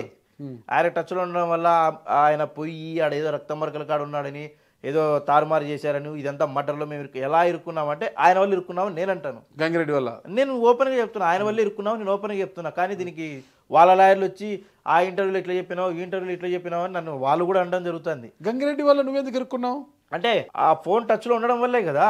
ఆయనతో రెగ్యులర్ కాల్స్ నీకు ఎందుకు, ఆయన మీరే అన్నారు, ఆయన ఏజ్ ఏంది నీకు ఏజ్ ఏంది నువ్వే అన్నావు కదా ఇందాక. అవును, మళ్ళా వివేకానంద సార్ ఎంతో ఆయన అంతే కదా. అంటే ఆయన అంత ఈ సార్ అంతా ఇది కాదు. వివేకానంద రెడ్డి గారికి గంగిరెడ్డి గారికి ఒక సైట్ విషయం, బెంగళూరు సైట్ విషయం అంత దూరం నాకు తెలియదు నాగరాజ్ అన్న, నువ్వు మళ్ళీ ఇరికిచ్చే ప్రయత్నాలు అయితే చేయకు. నాకు అంత దూరం తెలియదు, ఆ బెంగళూరు సైడ్ విషయం ఏదో నాకు తెలియదు. ఉన్న వాస్తవం నాకు తెలిసిన విషయాలు నేను సిట్టింగ్కి అయితేనేమి సిబిఐ వారికి అయితేనేమి తెలియజేయడం మాత్రమే జరిగింది. వైఎస్ఆర్ కాంగ్రెస్ పార్టీ అన్నా వైఎస్ కుటుంబం అన్నా పిచ్చి, అవును ఓకేనా, అవును, పిచ్చి పరాకాష్ఠకు చేరితే ఎలా ఉంటుందో అని అలా పరాకాష్ఠకు చేరిపోయి అనంతపూర్ నుంచి మకామెత్తి పులివెందులకు చేరుకున్నా. మకామేం ఎత్తలేదన్నా, టైం అయిపోయింది, చదువులు అయిపోయాయి, ఆడికి పోతే ఏదో ఆ హీరోయిన్కి పోతుంది, ఉద్యోగాలు చేసుకోవచ్చు నెక్స్ట్ అని చెప్పి ఆ రీతిలో చేరితే నాకు రాజకీయ పిచ్చితో నేను దీంట్లో చేరి జగన్ సార్ తో చాలా సార్లు కలిశారు, మీరు అభిమానిగా కలిశాను, నేను అభిమానిగా కలిశారు, అభిమానిగా కలిశారు, ఫోటోలు దిగారు, అసలు చాలా చాలా అని.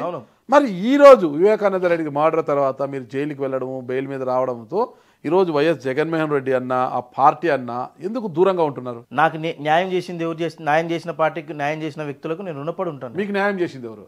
నేను ఇబ్బందుల్లో ఉన్నప్పుడు సహాయం చేసిన వ్యక్తి రామచంద్ర యాదవ్, బోడే రామచంద్ర యాదవ్. ఉన్న దాంట్లో సహాయం చేసి నా కుటుంబానికి సహాయం చేసి నాకు సహాయం చేసినటువంటి వ్యక్తి బోడే రామచంద్ర యాదవ్. ఆయనకు ఒక్కరికి నేను రుణపడి ఉన్నా. బోడే రామచంద్ర గారు ఎందుకు కలవాల్సి వచ్చిందంటారు?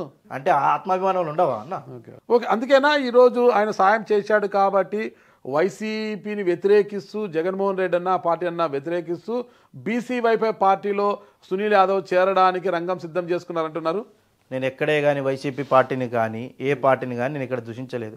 నాకు సహాయపడని ఉపయోగపడని వాళ్ళ దాంతో నాకేం అవసరం, నేను నా లిమిట్స్లో దూరంగా ఉండాలి. ఏ కార్యకర్త ఈ దీంట్లో బాగుపడిన చరిత్ర లేదు, ఇది నేను రాసిస్తానన్నా నీకు. ఓకే, మీ ఇంట్లో ఎలకలు ఉన్నాయా? ఏం ఎలకలు? ఏం కుడతాయేమో అవి కూడా. మరి నువ్వు అడిగిన క్వశ్చన్ అట్లనే ఉంది, ఉన్నాయేమో మరి, దానికి కూడా ఎవరైనా ఎక్కించి పంపిస్తారేమో కుట్టడానికి. మరి చూడండి, అది కాదు కువైట్ ఆయన చనిపోయాడు, ఎలక కుట్టి చనిపోయాడు. నేను పేపర్లో చదివిన విషయాన్నే మీకు చెప్పడం జరిగింది. ఎలక కుట్టి చనిపోయినటువంటి కోవిడ్ గంగాధర్ రెడ్డి మృతి అని రాశారు అంతే. శ్రీనివాసరెడ్డి పురుగుల మందు దాగి చనిపోయాడని రాశారు అంతే. సార్, వైసీపీ వెంట నడిచినా జగన్ గారికి దగ్గరగా ఉన్నా మీకు అన్యాయమే జరిగింది, కేసులో ఇరుక్కున్నారని ఆరోపిస్తూ ఈరోజు బీసీవై పార్టీలోకి చేరాలనా లేదంటే టీడీపీ పంచన చేరాలనా అని సునీల్ యాదవ్ ఆలోచిస్తున్నారు అంటున్నారు. నేను బీసీవై పార్టీ అనో టీడీపీ పార్టీ అనో ఇంకో పార్టీ అని నేను ఎక్కడ నిర్ణయం చెప్పలేదన్నా. త్వరలో అయితే చేరడం అయితే జరుగుతుంది, ఏదో ఒకటి నాకు ఫ్యూచర్ చూపించే పార్టీలో జాయిన్ అవ్వడం అయితే జరుగుతుంది. నాకు జరిగినటువంటి అన్యాయం ఎవరికి జరగకూడదు అనేది నేను అనుకుంటున్నా. నీకు జరిగిన అన్యాయం ఏం జరిగింది? అన్యాయం జరిగిందంటే ఎవరు అసలు అభిమానించడం వల్లనే ఈ కేసులో ఇరుక్కున్నాం మేము కూడా అందరి మాదిరి అంటూ ముట్టనట్టుంటే మాకేమైనా అవసరం, ఇరుక్కోవాల్సిన అవసరం ఏముంది? నాకు నా తండ్రిని పోగొట్టుకున్నా అన్నా నేను. సునీత మేడం ఎలా తండ్రిని పోగొట్టుకొని ఎంత ఇబ్బంది పడుతుందో అదే సునీల్ కూడా ఇబ్బంది పడుతుండు తండ్రిని పోగొట్టుకొని. జైలు నుంచి బెయిల్ బయటకు వచ్చాడు. సునీత మేడంతో ఏమైనా కలిసారు మీరు? ఎవరితో లేదన్నా, నాకు మేడంతో కాంటాక్ట్స్ లేవన్నా. షర్మిలమ్మ గారితో కలిసారా? లేదన్నా, నేను అరెస్ట్ కాకముందు ఒక నెల ముందు కలిశాను మేడం, ఒక కార్యకర్తలాగే మేడం కలిశాను. దానికి కూడా మేడం దుమారం లేపడం జరిగింది. ఏ మేడం కలిసారు? షర్మిలమ్మ మేడం? షర్మిల మేడం కలిశాను, సునీత మేడం లేదు. షర్మిల మేడం పార్టీ పెట్టే ముందర కలిశాను. పార్టీ తెలంగాణలో వైఎస్ఆర్టీపీ పెట్టినప్పుడు అప్పుడు కలిసారు, తర్వాత కలవలేదు. జైలు నుంచి బయటకు వచ్చిన తర్వాత జగన్మోహన్ రెడ్డి గారిని కలిసారు? ఎవరిని కలవలేదన్నా. అవినాష్ రెడ్డిని ఎవరిని కలవలేదు, నేను కలవలేదు. ఎవరు కలిసారో నాకు తెలియదు, నేనైతే కలవలేదు. ఎందుకన్నా ఏ దానికి ఉపయోగపడిన వ్యక్తులతో ఎవరు పెద్దవాళ్ళు? నా ఇంటికి పెద్దే పోయినప్పుడు నాకు ఇంకోరు పెద్దోళ్ళు ఎవరు? నా ఇంటికి పెద్ద దిక్కే పోయినప్పుడు ఇంకొక దిక్కుతో నాకేం పని ఉంది? ఉంటే బతుకుతాం, లేదంటే పోతాం పైకి. ఇబ్బంది ఫ్రస్ట్రేషన్లో కాదన్నా, బాధ కదా అది. మరి బాధ కదా. నేను సహాయం అడిగింటానన్నా, ఎవరైనా పోయి నేను సహాయం అడిగింటా, నాగరాజ్ అన్న ఈరోజు ఒక 5,000 డబ్బులు వేయనంట. నువ్వు ఉన్నతమైన స్థాయిలో ఉండి కూడా నాకు సాయం చేయకపోయినప్పుడు నీకు నాకు సాయం చేస్తే దాన్ని తీసుకుపోయి వేరే విధంగా అల్లుతారప్ప మీడియా వాళ్ళు అనే వ్యక్తివి నువ్వు. నేను నీ గురించి పొగడాల్సిన అవసరం లేదు కదా. ఫ్రస్ట్రేషన్ అంటే నా తండ్రి మంచం మీద ఉన్నారా బాబు, డబ్బులు ఇవ్వండిరా కొంచెం, మళ్ళీ కావాలంటే తిరిగి ఇస్తాను, నా తండ్రిని బతికించుకొని డబ్బులు ఇస్తానని చెప్తే ఏ ఒక్కడు సాయం చేయలే. మేము ఇస్తే మేము ఇబ్బందులు పడతాం. వాళ్ళతో సునీల్ యాదవ్ అటువంటి తల్లిదండ్రులతోనేమి, వాళ్ళ భార్యతోనేమి, వాళ్ళ సోదరునితో మాట్లాడితే మేము ఇబ్బంది పడతామని చెప్పి బెదిరించినటువంటి వాళ్ళు వీళ్ళతో వీళ్ళని పొగడాల్సిన అవసరం ఏముంది? ఇక్కడ పేర్లు నేను ఎక్కడ మెన్షన్ చేయలే. వాళ్ళకి తెలిసింటది ఇదే ఇంటర్వ్యూ వాళ్ళు చూస్తే ఓ సునీల్ యాదవ్ మనం ఈ మాట అన్నాం అని వాళ్ళకి తెలుస్తుందని నేను అంటున్నా. అందుకే ఇక్కడ చెప్పడం జరిగింది, లేదంటే ఏం లేదు ఇక్కడ. యాదవ్ కార్పొరేషన్ మాజీ చైర్మన్ హరీష్ యాదవ్ మీకు బంధుత్వం ఉందా? లేదని ఆయన అన్నారు కదా మీతో. సరే ఆయన ఏమన్నాడు అని పక్కన పెడదాం, మనము మీరేమంటారు?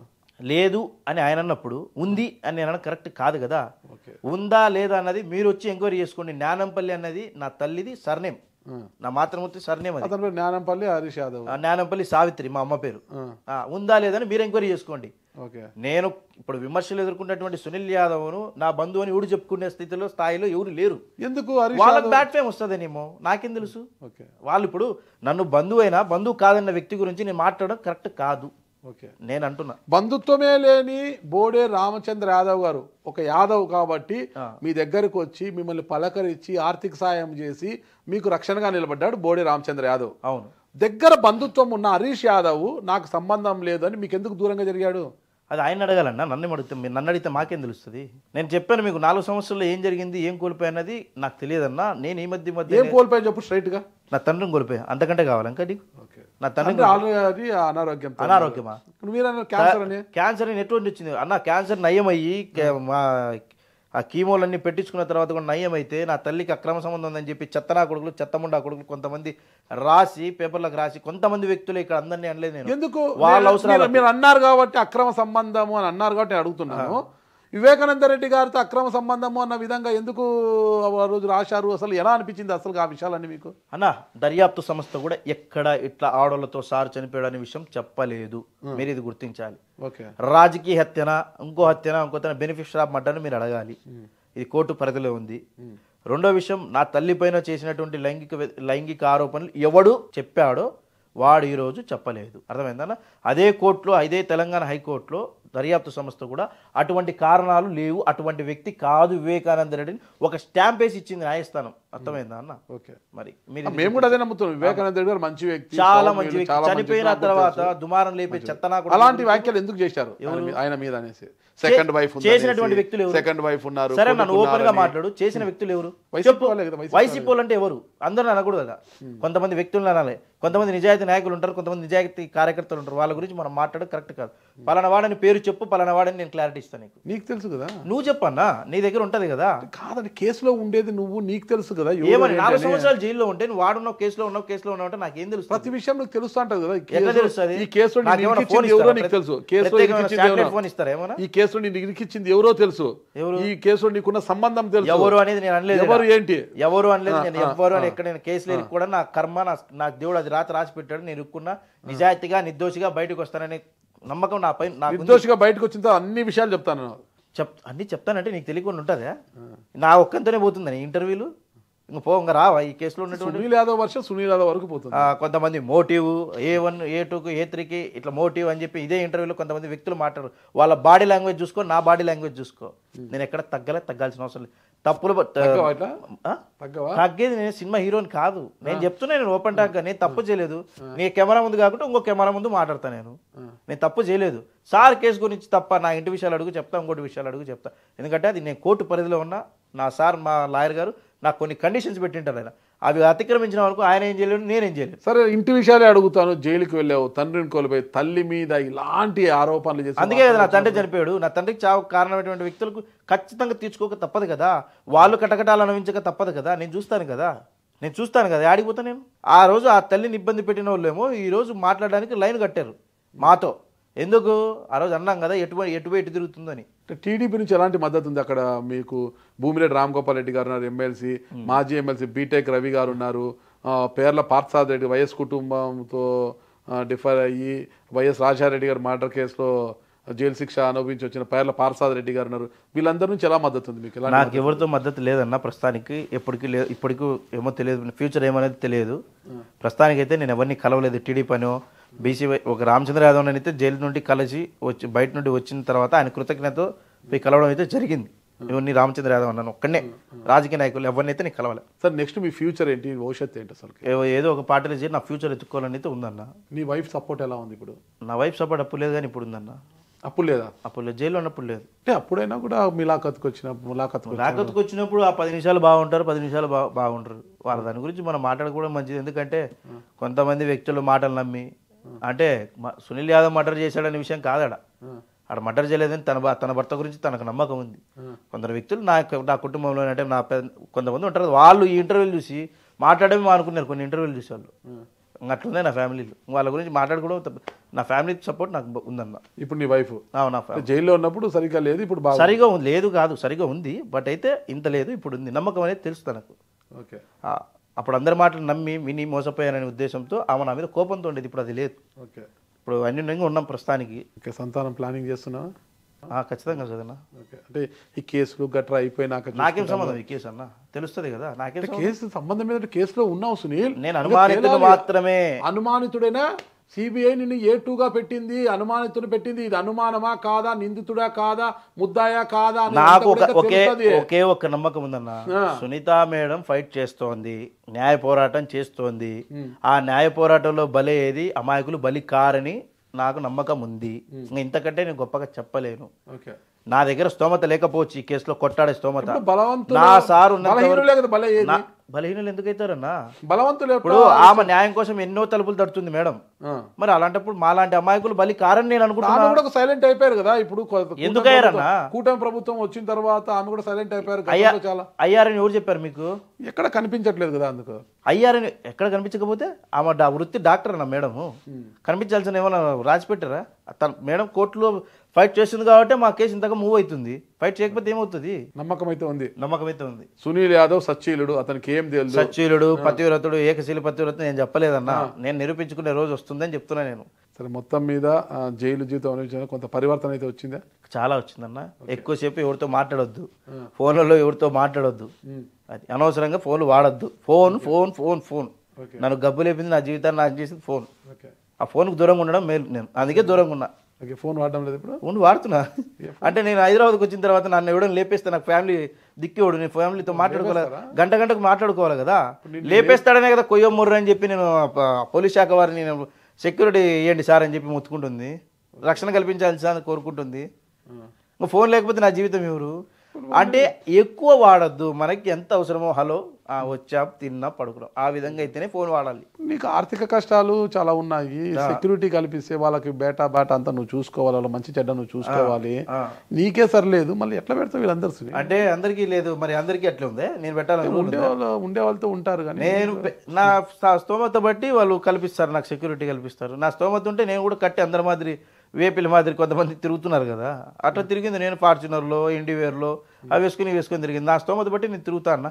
నాకున్న దాంట్లో వాళ్ళకి పెట్టి నన్ను కాపాడే వాళ్ళకి రక్షణకు నేను చూసుకుంటాను వాళ్ళను. ఒకటే ఫైనల్ చెప్తా, ఇంతమంది కేసులో ఉన్నారు కదా, ఈ కేసులో అస్సలు వివేకానంద రెడ్డి హత్య కేసులో సంబంధం ఉండే వాళ్ళు ఎవరేమైనా ఐడియా ఉందా? నాకు తెలియదు అన్న. ఏం తెలియదు వాళ్ళని అడగను. ఓకే, ఫైనల్గా వివేకానంద రెడ్డి హత్య కేసు గురించి ఏం చెప్తాను? నిజమైతే తెలుస్తుంది. మాలాంటి అమాయకులు బలి కారు. వాళ్ళకి నేను ఒకటే చెప్తున్నా, ఎవడైతే మా మీద అసత్య ప్రచారాలు చేశారో వాళ్ళు ఇప్పటికైనా వచ్చి దేవుని దగ్గర పోయి క్షమాపణలు అడగడం మేలు. అంతే. ఎందుకంటే ఇలాంటి దౌర్భాగ్య స్థితి వాళ్ళకి రాకూడదు. ఈ టెన్షన్తో నైట్ ఏందైనా మందు లేదన్నా, లేదు, అలవాట్లేదా? లేదన్నా, మానేశాను, పూర్తిగా మానేశానన్నా. ఎందుకు మానేశానంటే ఎందుకంటే ఏం చెప్పాలి? ఒక కారణం ఏదైనా మధ్య మానేశాను అంటే ఈ టెన్షన్ లెవెల్ అది దానికి బానిసనేంత వ్యక్తిని కాదన్నా. ఎప్పుడో అఫీషియల్గా పార్టీ అకేషన్స్ తీసుకుంటుండే, అది కూడా మానేశాను. ఎందుకు నాకు దానివల్ల దాంట్లో వచ్చి కలిపేందని ఇచ్చి తాపితే ఓకే అంటే భయంతో మానేశాను. ప్రాణభయమే అనుకో, ప్రాణభయమే అనుకో. మద్యం మానేసావు, బయట నీళ్లు తాగడం మానేసావు, ఫుడ్ ఎట్లా తింటున్నావు? ఏడ హోటల్లో తింటున్నాను. ఎవరు చెప్పారు నీకు హోటల్లో తింటున్నా అని? ఎవరు చెప్పారు నీకు? ఏ రొట్టెలో గిట్టెలో తెచ్చుకుంటావా? అయిపోయిన తర్వాత నాకు నమ్మకమైన నా కళ్ళు ఎదురుతో చేపించుకొని ఫ్రైడ్ రైస్ ఏదో ఒకటి చేపించుకొని తింటాను దాన్ని. దీని అమ్మ జీవితం ఏంది బతుకు అని అనిపించడం లేదా? నాకెందుకు బతుకు అనిపిస్తుంది? ఏందా ప్రతిదీ తినాలంటే భయం, తాగాలంటే సునీల్ యాదవ్ నేరంలో అనుమానితుడు మాత్రమే నేను అన్నా కదా. అమాయకుడని కూడా తెలిసేంత వరకు నేను బతకాలి కదా. ఖచ్చితంగా నువ్వు అమాయకుడని తేలేంత వరకు నువ్వు బ్రతకాలి. ఓకే, ఇక్కడ నా ఫ్యామిలీతో గడపాలి, నా ఫ్యామిలీ అనుభవించిన బాధలను సంతోషంలో చూడాలి నేను. ఓకే, సంతోషం పండంటి బిడ్డల్ని కనాలి. సునీల్ యాదవ్ కూడా ఒక మంచి తండ్రిగా ఉండాలని నేను కోరుకుంటున్నా. అంతవరకు వెయిట్ చేద్దాం. Thank you Sunil. Thank you. ఓకేనా? Wish you good luck. Thank you. Okay.